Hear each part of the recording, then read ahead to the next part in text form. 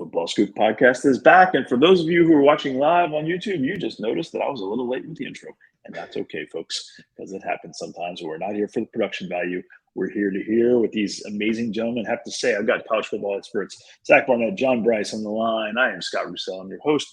And we're here to talk about, I don't know if it's a hot button, but it's a very interesting topic. Spring ball. How do we get some more engagement, some more fan engagement, some more revenue perhaps for schools, some more opportunities to showcase these players? How do we grow the game? And that's, the exhibition, that's the spring games, that's all of those thoughts. Some of this came out of Hugh Freeze kind of saying, hey, why aren't we doing this? Wouldn't it be fun if we did this? But a lot of other coaches have been, hitting that gong for years. Zach, lead me off. Give me some thoughts. Give me an intro, and let's all weigh in on this topic. Yeah, so I actually talked to Hugh after, when I believe I was writing my third piece on the topic last week. And I said, did you have any idea the nerve you were striking when you made that just kind of offhand comment? He said, I had no idea. But I mean, he touched on some things that have been kind of swirling around for decades in college football. And so clearly a lot of people were willing to have the conversation. And so, he said he'd love to play UAB or have Alabama play Troy or maybe vice versa for their spring game. And, John Summerall at Troy, Trent Dilfer at UAB were like, I'd be down. Let's do it. And so, some people are for it. I personally, the more I think about it, the more I think it would be a bad idea. But at the same time, every other sport and every other level of football manages to play, some sort of exhibition, off-season, preseason competition. So I think there's room for it within college football. But I think the more I think about it, I think a spring exhibition game is a bad idea. I would say that, and Zach, you've done a really good job in chronicling this story, particularly over the previous 10 days. I would like to see it with some parameters. I think it would make a lot of sense in the spring. It's something that's been talked about, as you noted, for a couple of decades. It was a long time ago that Tennessee sort of loosely discussed maybe doing a spring exhibition game with North Carolina, or floated the idea that it would have an interest in doing one with North Carolina, since those teams virtually never play one another. I think you could do it with the onset of the transfer portal and just have some parameters. You have a guy that, or you're playing a team in your spring exhibition, and you say neither those two rosters are off limits. If a guy wants to leave Troy after the spring, that's fine, but he's not going to Auburn if those are the two teams that played in a spring exhibition or what have you. I think you could easily navigate some of the logistical and bureaucratic hurdles that could present themselves. I think it is very key from an improvement and a limiting player injury standpoint. I know in visiting with Lance Taylor a couple of weeks ago for our behind-the-scenes piece on FootballScoop with the new Western Michigan regime, the concern of the roster size and being able to simply split the team up was a very real issue for the Broncos as they got ready for their spring camp. And then I'll tell you, I've talked to other coaches at the FCS, the Division II and the Division III levels, who all would favor it for their levels as well. So as college football continues to be far and away the most popular of the collegiate sports, I think this is one thing that could be examined further and done to heighten college football popularity even more so in the coming years. Especially, I think it could be more relevant as we get to an expanded playoff in a couple of years. Zach, I forgot, didn't even know, I guess, that you work for the NCAA now. So tell me why it is that you think this is such a bad idea. I'm very interested to hear 5-6 enumerated reasons why you think this is a bad idea. Yeah, so I think it's a be careful what you wish for situation. I know how college football fans are. I am one myself, and we get 12, 13 opportunities a year, give or take, to watch our teams. And so we, by definition, attach a lot of meaning to each time we see our team play another team. And I think if we were to see our favorite helmets take on another team's helmets, even if it's an FCS team or what have you, and then we'll go out and get scored upon, we get really mad. and we want things to happen because that's not supposed to happen to our team. And so I think the idea that this is an exhibition game that doesn't mean anything, I'm worried that we as a collective college football community would be able to handle that. I think if UAB were to go out there and beat Auburn, I think life would be living hell for Auburn's coaches for the next 5 months or whatever it is. So having said that, if we could do some sort of fall joint practices, fall exhibition games, I'd be in favor of that. And then, I talked to Todd Berry, and his concern was that, hypothetically, a UAB player could find himself transferring to Auburn, the very next day. The spring transfer portal window opens, I believe, April 15th, this coming Saturday. Someone correct me if I'm wrong. So you could see a player, show out on SEC Network and then transfer to an SEC school that same day, in theory. And so in my opinion, I'd like to see this done in August with joint practices, with exhibition games, something like that. I'd rather see it done in August than April. That's my opinion. Now, having said that, Division II is going to start. They've approved spring exhibition games starting in, I believe, 2024. So we're going to see how it works at that level starting next year, I believe. Yeah, I don't like the August because it's right before the season, and so to me, yeah, you're going through preseason camp and you have all of that, and there's still always a risk for injury, but it's not going to be as defined as the pro system where you have teams sharing these August and late July practice settings. You're not going to have as long a time to have a player who's injured to recover. Again, I maintain you just say very strictly going in, if two teams are involved in a spring exhibition, their rosters players cannot leave one roster for the other within that calendar year. I don't think that would be a very difficult fix, and then you're still not being restrictive on where a player is able to go should he choose to seek new scenery for his collegiate career. And another thing, I think, as we continue to confront the issues most prominent in college athletics and especially with college football, you designate this spring exhibition as an NIL fundraiser, and how much more good can you do on that front? How much more visibility can you raise on that front? How much more can you help your student athletes seek to monetize their name, image, and likeness and have something tangible behind it? So I think that that it makes a lot of sense on a lot of levels, and I'm big on it being a spring rather than a fall one, most predominantly because of the injury component of things. But to your point, Zach, the exhibitions that are played all over, I mean, Notre Dame baseball this past fall hosted, I think, Cincinnati for a weekend series. Tennessee, I believe, went and played right in your backyard in basketball, Zach, and had an exhibition in Frisco with Gonzaga way back at the end of September or October. I guess it was October once practice had officially started. So you do see these exhibition contests that are out there that allow these teams to get a much better barometer of where they are as a program and where they are individually.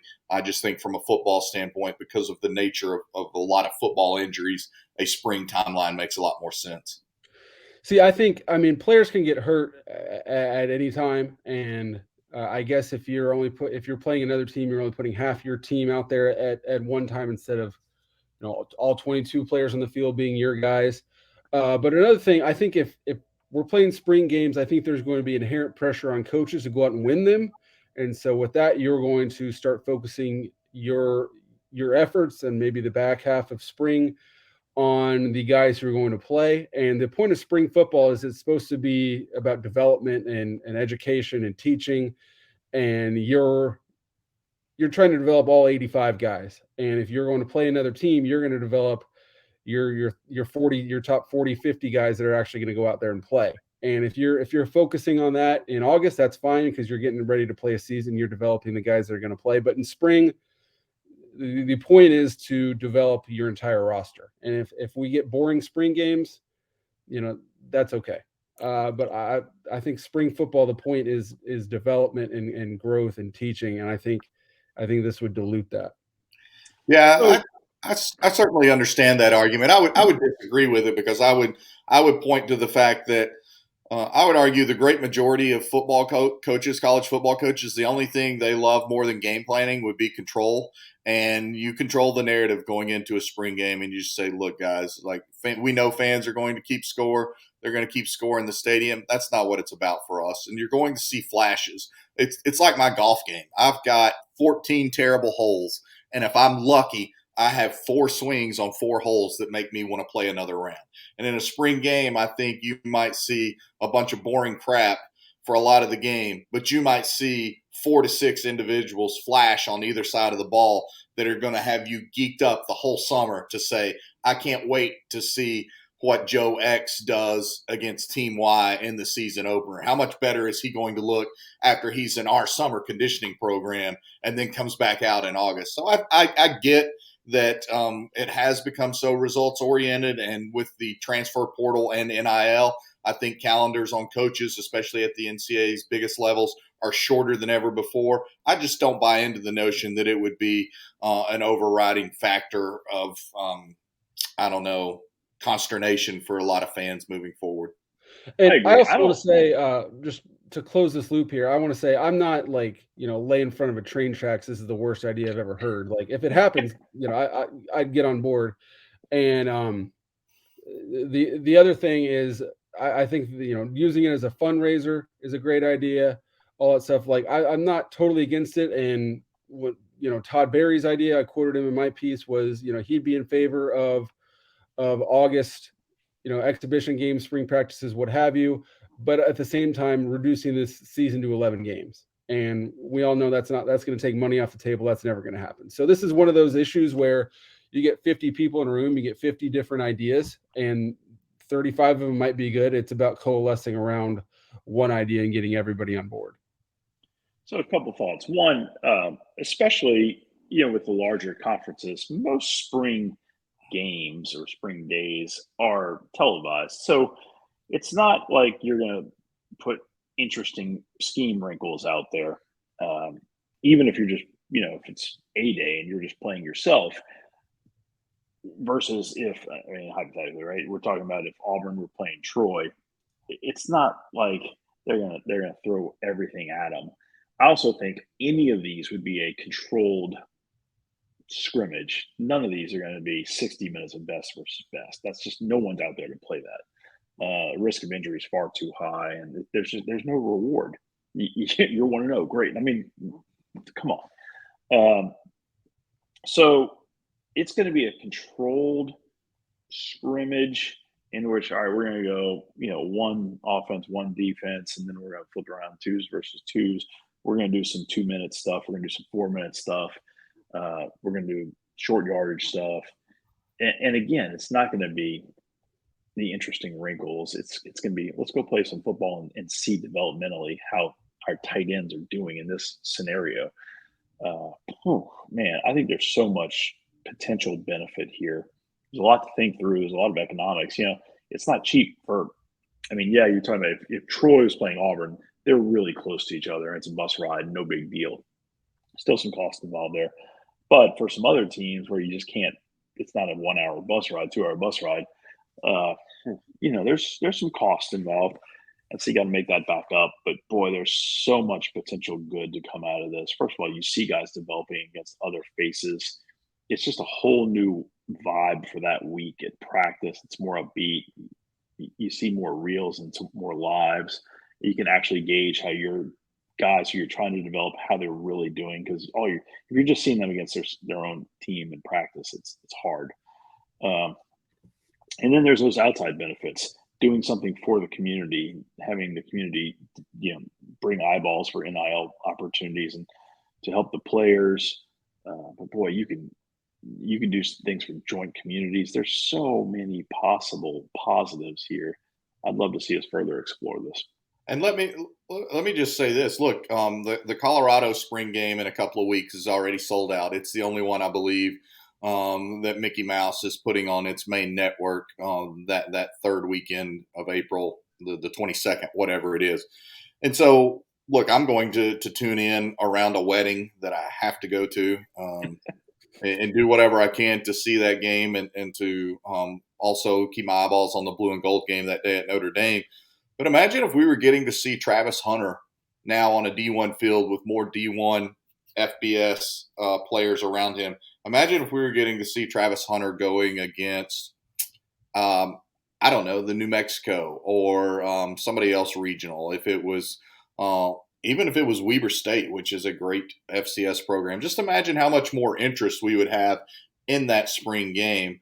And I wouldn't take anything more out of it in terms of what are realistic expectations for Coach Prime and company in year one under the Buffaloes, or I wouldn't see Travis Hunter make some plays that make me think, man, TCU's in trouble. But I think it would be good for the grade of the game. All three of us know Travis Hunter. We've seen some of his plays already. We've seen some of his highlights at Jackson State.